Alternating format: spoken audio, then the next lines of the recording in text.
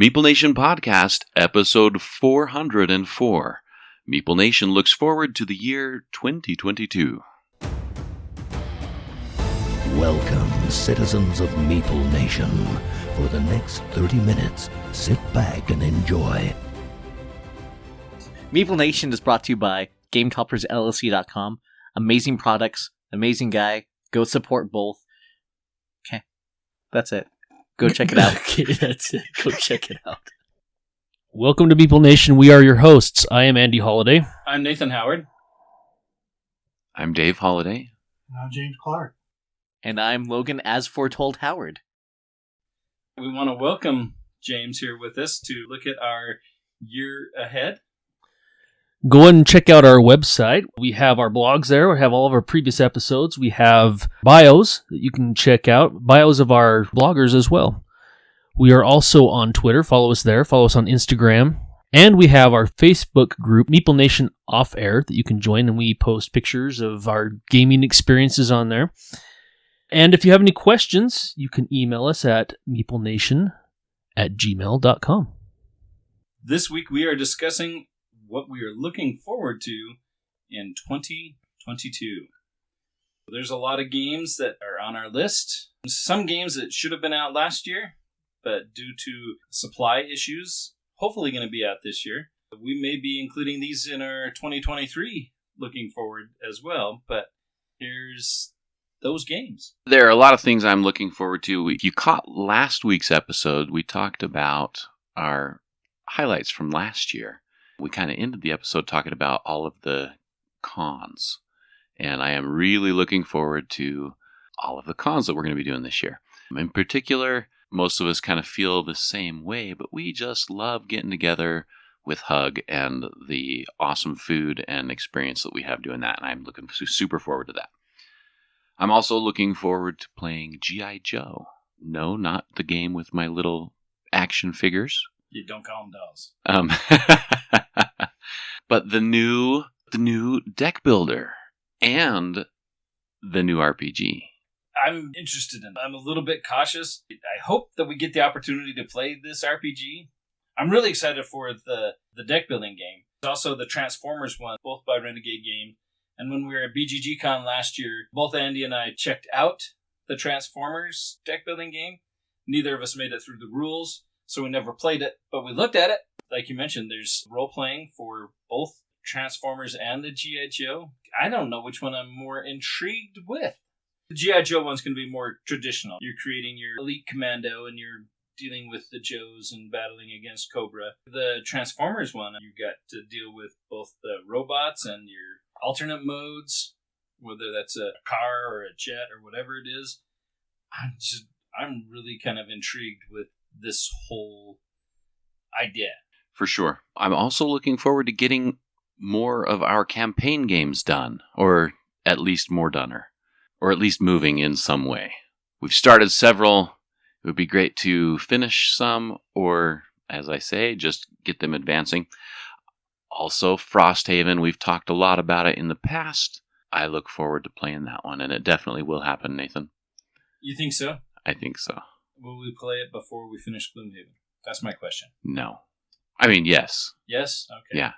I have reservations about that. We will see. I think we'll be excited to play it when it comes out, but at the same point, once we start getting Gloomhaven played again, I kind of think we'll be not wanting to budge on there, especially because I'll be opening a couple more new characters while Andy's still waiting to get to his next one. I'm going to be the only OG adventurer at the end of Gloomhaven. I'm on my second character, but I will be on that character for the remainder of Gloomhaven, I do believe.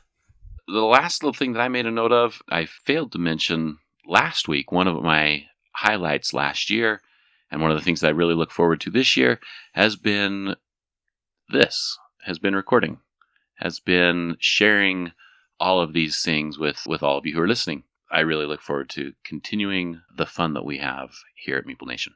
It's kind of a neat experience, right? We get to play games, and what is more fun than getting together to talk about that, have that structured content that we're trying to build. But the opportunity to talk and to go to conventions as a group gives us kind of that nice identity. Right? James, I can't remember. Have you ever been to SaltCon with us before? Yeah, I went in fall. I actually had a lot of fun this last time. First time, too. And then for the Hug of MeepleCon South, you and your wife were able to come down. What I enjoyed the most going to SaltCon was helping other people learn to play games either have played or haven't played, and then I got to learn some new games that I haven't played from the Hug group, too. I thought that was great. Plan on this year, spring, I'll attend a few more days than I did for the fall one. Looking forward to that.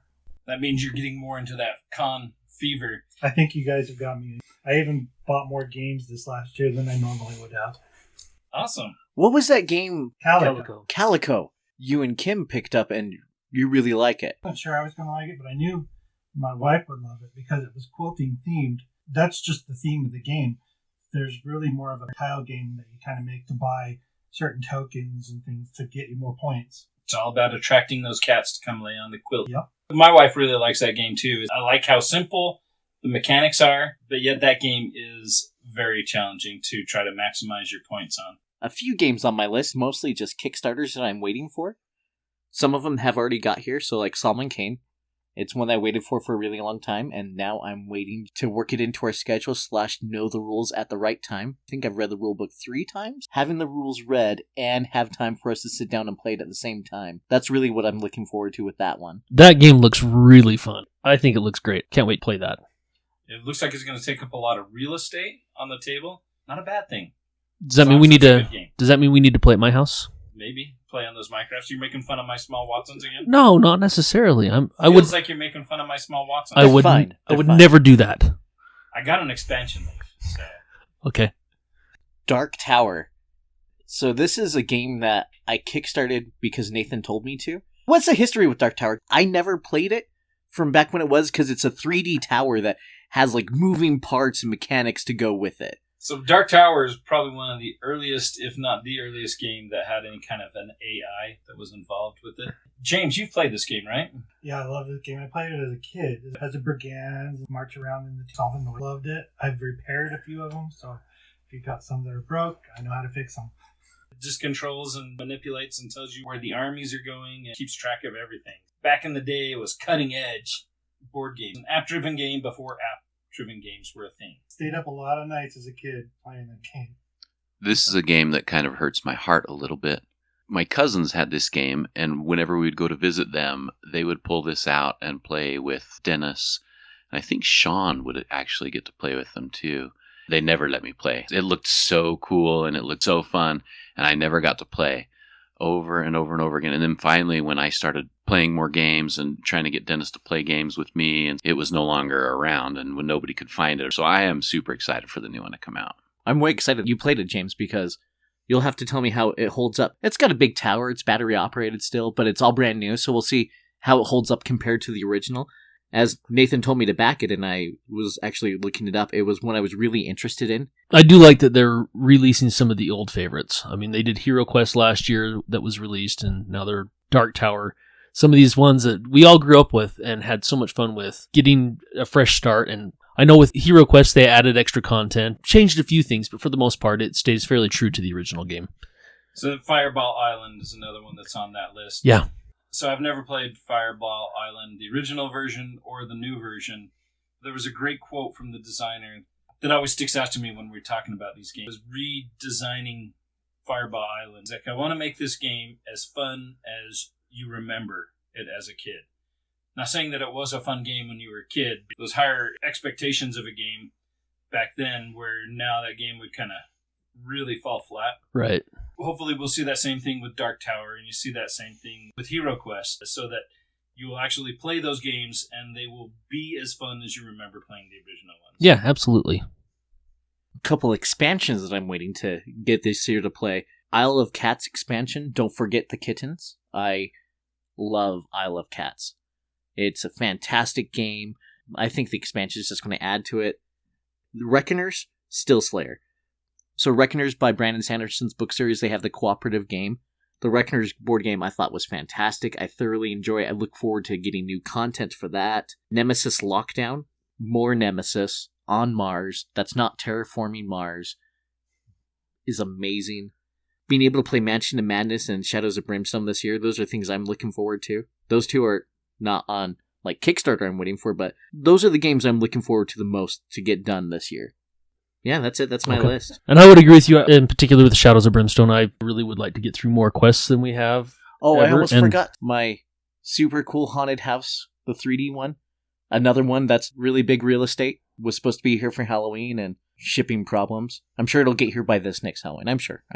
Yeah, that looks really interesting. Very unique. Pretty excited to try that out. I'm looking forward to playing that. I'm looking forward to finding ways to use that house and other things like D&D and whatnot. Yeah. We'll see what we can do with it. Because it's too cool just to leave in a box for once a year. True that. First thing that I want to talk about is improving my game room layout. I am out of shelf space. And the games keep coming in. And if you'd move that fridge. That's one of the things that's going to happen. Remodeled the kitchen, and we had 2 fridges in the kitchen. I have a problem that's not just related to board games. I have a problem with buying meat that's on sale and putting it into my freezers because I love smoked meat. I have 3 refrigerators and 2 freezers in my house for that purpose. So that fridge is going to get moved, move my 3D printer station over where it is, and put a new shelf in so I have more space to fill up with new games. That way it'll actually create more space for the new topper as well. Excited to have the new game room layout. Hopefully everything goes the way I have it planned. Tome Saga is going to happen this year. Well, it is scheduled for SaltCon spring. It is, and we may or may not be playing that. We may just be teaching. All of us playing Tome Saga is going to happen. Saying it now, it's going to happen. I want it to happen. I love the West Kingdom. Putting it out in the universe, and now it just has to work out. It is a decree. It is going to happen. Oh, I'm sorry. You've decreed it to the universe, yes, and now it has to come out. So as long as it doesn't get edited out of the episode, it's going to happen. So that's really what happens is when I put things out in the universe is Nathan comes by and edits the podcast and so it doesn't happen? Yep, sometimes the universe says no. Mansions of Madness. Delete. I am super excited for all the cons this year. I'm hoping that all of them happen, that COVID does not interfere with anything, and that we end up having, what was the number, 7 or 8 cons that we have planned? When we were talking last time, didn't include New Year's Eve, which is also a big event. That'll be 9 scheduled events that we will have for 2022. Which is crazy. That is a ton of events, and super looking forward to those. D&D and Starfinder. We've been playing off and on throughout probably the last 2 years. I'm excited to get back into them, further the story that we're pursuing in both of those games. But, like we've already talked about, I'm really looking forward to trying either Transformers or G.I. Joe role-playing games. It's kind of funny how much we keep coming back to this, because that's what we grew up with. And you have the He-Man. You didn't end up back in that, did you? I did Masters not. Of the Universe? Nope. G.I. Joe and Transformers. We just keep coming back. Years ago, I talked about if there was a property, an IP that would benefit from a good game, it was both G.I. Joe and Transformers. Now we're on the cusp. Just like you and Dave, Andy, I'm super excited to try these. And kind of along the same lines with what you were thinking, G.I. Joe sounds fun, but Transformers and a Transformers RPG just intrigues me. I really want to see exactly how they've done this and how you can customize your character to make it unique. It just sounds amazing. I am looking forward to a ton of Kickstarters. I really hope that the ones that are late actually show up, and the ones that are scheduled, which all my Kickstarters are scheduled to release this year and be shipped and arrive this year. I'm hoping that actually happens, because as anybody who had Kickstarters had to get used to disappointment, because there were so many games that have been delayed because of supply chain issues and shipping issues.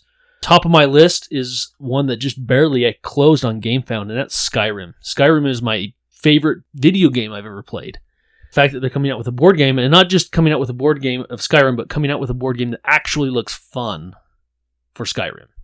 Put the effort into it to make it look amazing. Reading on GameFound, I think it was? Yeah. Reading that, I'm super looking forward to it. Skyrim has been one of my all-time favorite video games for the past 10 years, and looks like they took their time to put out a Skyrim board game because they wanted to make sure it was good. You always hope that it stays true to the video game, but still, and I've said this previously, that it always worries me when you get a Star Wars themed game or a Marvel themed game or something that is popular like that it's just a blah game with a skin on it so they can sell it. Doesn't look like that's the case with this. It looks like they've really done a good job to stay true to the game and give you a board game experience that feels like the video game. There's just endless content on that game. Playing it on console, that's what I'm looking for. That's what I want with the board game version of this. Aeon Trespass Odyssey. This is one that I have been waiting for at least 2 years. Still haven't got a solid date. It was supposed to have been here last January, I think. So it's obviously got delays that are maybe not necessarily related to supply chain issues, but maybe complicated with COVID as well. Petrichor looks interesting. That's one I'm waiting for. Bardsung is one that closed late 2021, but it's scheduled to be delivered in 2022. I'm looking forward to getting the new Everdell expansions. I love Everdell. We need to get Logan to play Everdell again so that he's not a hater, because I do think it's a great and solid game. Haters gotta hate somebody, something. Yeah, but it doesn't have to be that. Oh, okay. I can feel my hate for space. I mean, we always have Terraforming Mars. Space Terraforming Mars. Yeah, we got backups. I do think that we need to play Terraforming Mars once this year on a game night that Dave's not there, or maybe try it with Dave just to see if he's accurate. He's been telling me that it's not as bad as I remember, so maybe we need to try playing with Dave and just test it out. He keeps pushing it, so I'm getting convinced slowly. I'm really excited for Tiny Epic Dungeons. I like the Tiny Epic games. Now they're going to have a Tiny Epic Dungeon Crawler game. Super excited for that to come out. It looks like it's going to be a ton of fun. Hopefully that one actually meets the timing. Going along with that, you have Mini Quest Adventures. That one I think shouldn't be too terribly difficult to get released on time. I think the production side of it is going to be quick, given the components. Mythic Battles Ragnarok is another one. So Nathan, you and I played Mythic Battles in November. I really enjoyed this game. Wait, is this another one that you said you can't play with Dave? This is one I absolutely said I cannot play with Dave. Because it has way too many choices? At the beginning. It has a whole cornucopia of choices. Whoa. What a wonderful word. I could play with Dave, for sure. Dave would have to have months of advance time to pick his character? Yeah. There's a lot of pregame content that Dave would have to analyze and digest before he could make a decision. It's not something that I would sit there on game night, bust out, and say, hey, Dave, let's play this. It's not a game that you could surprise Dave with. I'm totally down with that. Dave talks about the drafting for Agricola that took weeks to happen, and then the game never got played. The game was great. I really enjoyed the game, and it actually went fairly fast. Yeah, it plays quickly. The miniatures are awesome. The battle, I think, worked out really well. It was a great experience. I'm very much looking forward to playing it again. And this is one that you discovered at SaltCon, right? No, actually, this is one that my cousin Dennis backed, and I ended up buying from him, and I was very happy with how fun it was. This is the Ragnarok Norse mythology expansion. So you have all the Norse gods and all the Norse monsters and everything that you can put into your army. Believe they're coming out with the Egyptian one next. Mythic Battles Pantheon, the original version is based on Greek mythology, which is the one I have. But there's a ton of content for this game. I don't have all of it. I added a few extra things that I didn't have, and I still won't have all of it. There's just so much, which is you're alluding to, Nathan, is just the amount of content at the beginning and so many different abilities and combinations that you can do. And if we did play this with Dave, it would be something that we would probably have to set up on one of the tables at my house. Dave would have to come over and look at everything and figure out exactly what he wanted to do so we could a game of this, and it would play quickly once we got to that point. Maybe if we just did the drafting over weeks, so that would allow Dave to just pick his priority. But the problem is that priority is going to change when he starts to see what other people are going to take. Right. I think Dave would actually really enjoy this game. I have no doubt. But I would not enjoy the sitting and waiting for Dave to draft the game. Because you draft everything. Everything. You draft your god, and then you draft all your minions that go with you. There's just so much content to draft. And really trying to wrap your head around what everybody does, it's near impossible to do if you're not super familiar with the game and how everything's going to interact. You almost have to get a slight grasp on exactly how it works and then play a game. See how it works in game, so you're, that's how that works. And then this ability would work great with this. And then you can start seeing the combinations. You almost have to play it once or twice to really get a grasp on how everything works. Feel that a crash course through it. Don't necessarily just to go through the drafting process and then see what you do after that. Dave, I don't know if you can handle that or not, where you're assigned to these guys. The next time we played, you could draft more effectively. I think I can handle that. The last game I want to talk about, there's a lot more on my list that I want to get, but the last one I want to talk about, and I'm really excited about getting, is Dead Reckoning. It is made by the same game designer that did Mystic Vale. There is a card building aspect to this game. It's pirate themed, which is a bonus. And I've talked about this previously. One of the things that stands out the most to me is you're doing sea battles but there's a ship dice tower that you will roll your cubes down into, and depending on where those cubes land, it's like you're doing a side barrage of cannon fire. Your cubes will roll down the ship, come out the side, and where they land will determine on exactly what you get to do or what the effect is of your attack. I think that's a great touch. Just a cool visual of the game when you're playing it. Really excited for that to come out. Hopefully, as I've seen the emails come through for the Kickstarter, it looks like it should come out in spring of this year. And it's a pirate game. So. And it's a pirate game. We talked about cons last time. Cons are something that I'm super excited for. SaltCon Bryce coming up this month. We have SaltCon Spring coming up in March. HugaMeepleCon North, HugaMeepleCon South, SaltCon Summer, End of Summer, BGG-Con, New Year's Eve. Just gaming with people. I don't game with people to win games. I game with people for the experiences. These opportunities enhance that exponentially, increase my desire to remain in the hobby and to continue to podcast, to continue to play games, and to continue to meet on a weekly basis. For me, it's more of a social experience. I thrive on that. I got new gaming goals that will be coming out. We'll talk about that on the next episode, our January news episode. We already mentioned G.I. Joe, Transformers, Frosthaven. I'm excited for that, even though I don't think we'll play it next year. Sorry, Dave. Maybe we will. Maybe we won't.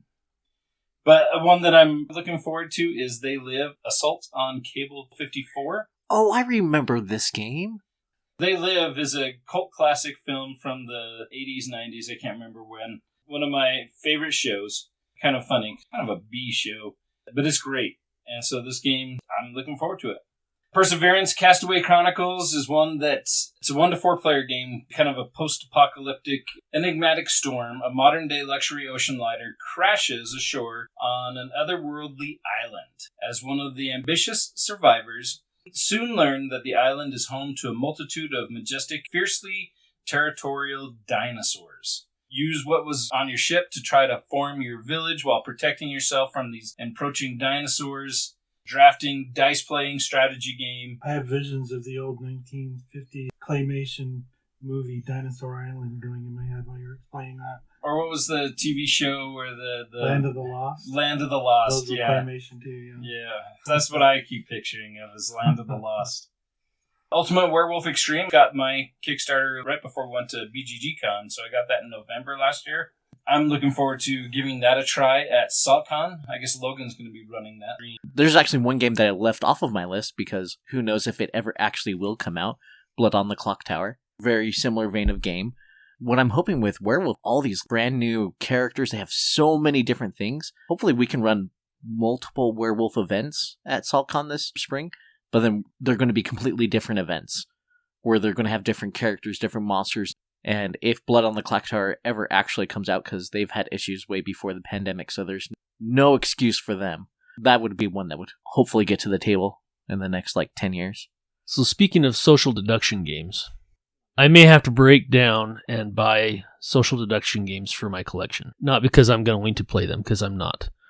But my daughters went on a date for one of their school dances.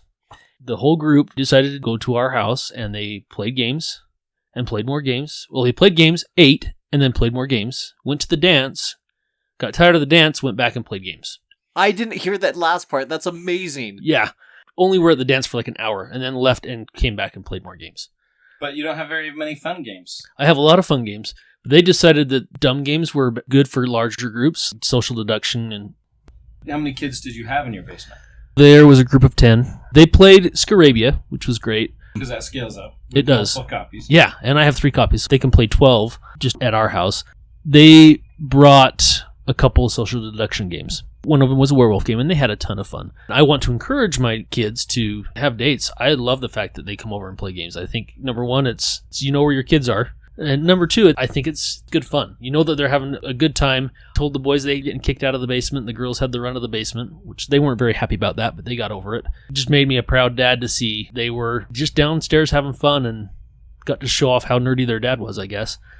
But both your daughters were so happy about that. The other night when we were over there, I remember I brought it up again. They were just like, yeah, it was amazing. We did this and this. And yeah, good call. Good call. Whose idea was that? I think it was Sierra's.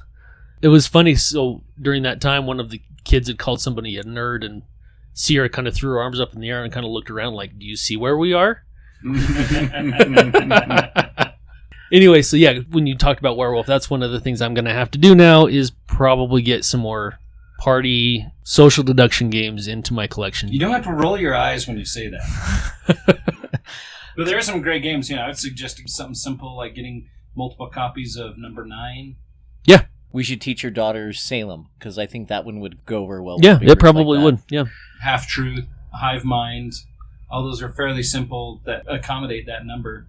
And Right. not make Andy angry. They're doable social games. Well, they're playing them. I'm not. So I just You have to gotta spend. teach 'em. I just have to spend money on it, and I have Logan to teach him. So Oh, yeah. I don't know Apparently, if you want Logan to teach. that's a them good point.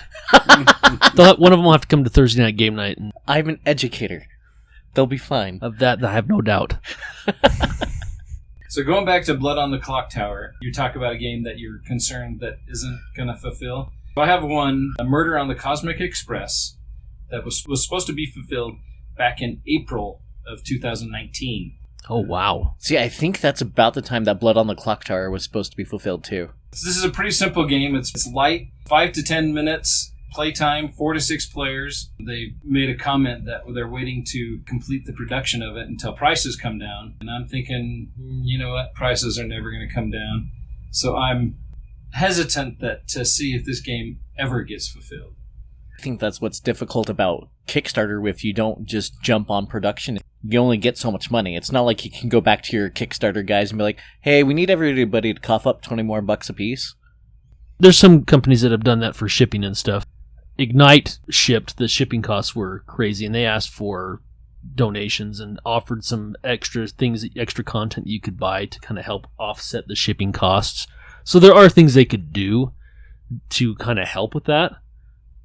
But I guess it kind of depends on how wide of a span they're trying to make up. I mean, did they totally not plan out production costs, or was their profit margin so narrow that they couldn't eat into any of that, and it makes it so it's not feasible to actually manufacture the game, which would be unfortunate.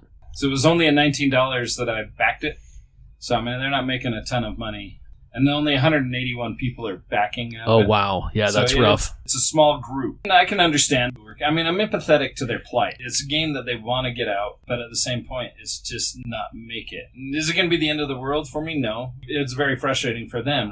This is their second game, and how do you overcome that? Say, well, we didn't fulfill that second game. No one's going to want to back anything no one's else. going to back a third game from them. Yeah. That's kind of frustrating. It was one of those things that 2020 and the whole COVID thing, some people didn't survive. So this may be one of those experiences. Well, on the bright side, if you're going to ever have a game that doesn't get fulfilled, it's better to have it be a $20 game instead of a $300 game.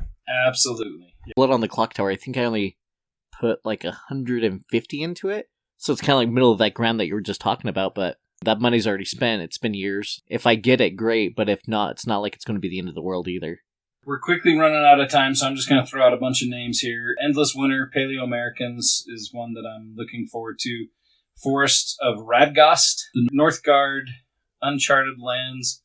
And then for some reason, some fool got onto my Kickstarter and backed 2 3-player games. Yeah, that was probably me. It was definitely me, but I'm not sure how I managed that. Those will be kind of tough to get to the table. And that's Sorcerer, Endbringer, and Mantis Falls. You say that, Nathan, but that's what I thought about Destinies. We actually got that quite a bit to Several the times. table before I was able to pick up expansion to make it a 4-player game. And we haven't played it since. Those 3-player games, you also have to have the person pushing it. I've really enjoyed Destiny, so I'm like, oh, hey, let's play it. It's my game, so you guys aren't going to be like, oh, hey, let's play the story game without Logan. Yeah, you're absolutely true. And so, I mean, if you have that 3-player game, I'm sure, especially if we're getting enough people back that we're going to split up, I don't think you're going to have a hard time getting those 3-player games. It's just, you guys are going to play 5-player game, 3 of us are going to play a 3-player game. Let's do it. So some of those others are Arcana Rising, Drop Drive, which is follow-up to Dungeon Drop. I like this. Take your handful of the cubes that are going to be involved in the scenario, drop them on the middle of the table. Wherever they land is where they land, and use the tape measure to figure out a sector that you're going to claim those items within that sector. Very cool mechanic. I was happy to see that you backed this. Veiled Fate, and I also backed Tiny Epic Dungeons. Canvas expansion, I'm looking forward to that. My wife has enjoyed Canvas, and we've enjoyed it here when we played it. My wife really loves those games that have amazing art in it. It's weird. The weird stuff that you put together for that, yeah. Personal interpretation on those games is great, and that's something that she really likes. Vivid Memories is a game that's similar, where it's going to have that distinct art distilled. One game that is out already, and we have our copy, but we didn't play it last year. I'm looking forward to playing it this year, is Unfathomable, which is Fantasy Flight's re-implementation of Battlestar Galactica. Very similar mechanics, very similar feel, but based in the Arkham Horror mythos.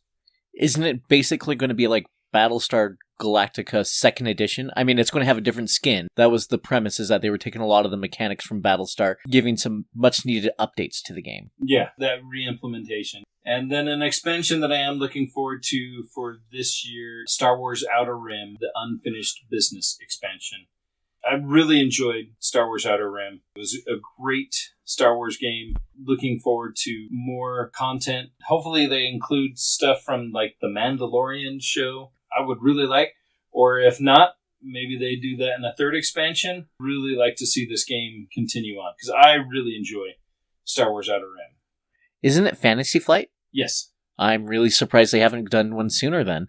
I was kind of surprised they didn't do one last year, but I guess maybe 2021 still running into shipping issues. And hopefully 2022 is a better year for, I want to say better year for games, but still 2021, there was almost 5,000, maybe there's more than 5,000 games that came out.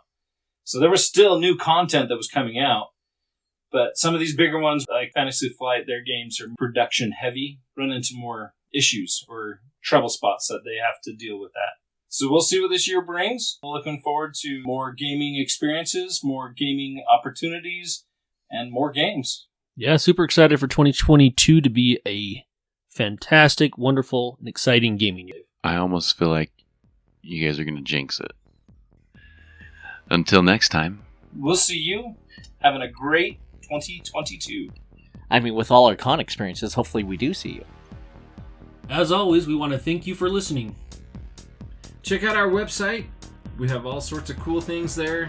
Love those blogs. Get a deeper look into the writing side of Meeple Nation. Join our Facebook group, Meeple Nation Off Air. I look forward to seeing you there. Follow us on Twitter, @Meeple Nation. We also have Instagram. Under the same name.